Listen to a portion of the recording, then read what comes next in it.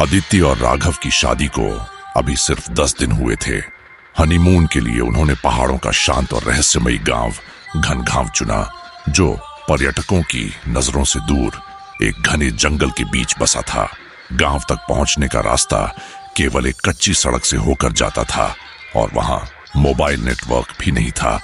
गांव वालों ने पहले ही दिन उन्हें चेतावनी दी, शाम ढलते ही घर से बाहर मत निकलना, पहाड़ों में छाया भटकती है। अदिति हंसी, कितनी फिल्मी बातें करते हैं ये लोग। राघव को तो ये सब और भी रोमांचक लगने लगा। उसने तय किया कि वो इस रहस्य पर एक डॉक्यूमेंट्री बनाएगा। रात पहली, अजीब परछाई शाम को खाना खाने के बाद दोनों बाहर बरामदे में बैठे थे।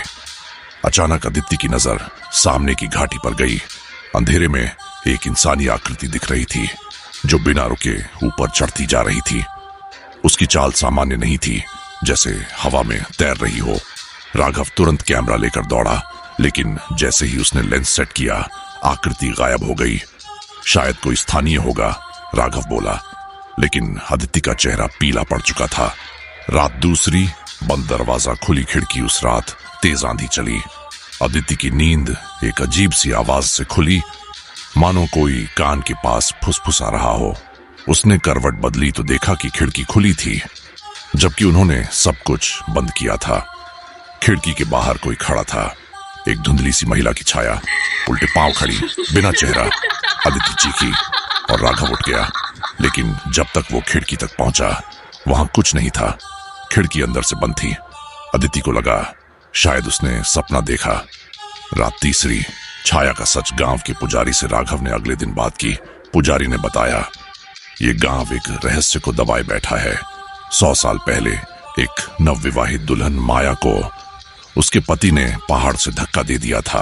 कारण, उसने शक किया कि माया जादू टोना जानती है। तब से वो आत्मा पहाड़ों में भटकती है, खासतौर पर नवविवाहित जोड़ों के पीछे। राघव को यकीन नहीं हुआ, लेकिन अदिति का चेहरा उतर चुका था। हमें लौट चलना चाहिए, अदिति बोली। एक रात और, मुझे बस एक परफेक्ट शॉट चाहिए, राघव बोला। अंतिम रात, शॉट जो हमेशा के लिए रह गया। रात के ठीक 12 बजे राघव कैमरा लेकर बाहर निकला। अदिति अंदर से मना करती रही, लेकिन वो नहीं माना। अदिति ने देखा राघव धीरे धीरे घाटी की तरफ बढ़ रहा है, मानो कोई उसे बुला रहा हो। उसने पीछे से चिल्लाया, राघव रुक जाओ। लेकिन राघव की आंखें बंद थीं, चेहरा निर्विकार, और उसके पीछे वही महिला आकृति चल रही थी, अब पूरी तरह साफ। लंबे बाल, उल्टे पांव, आंखें नहीं, बस गहरे काले गड्ढे। अदिति दौड़ कर गई, लेकिन बहुत देर हो चुकी थी।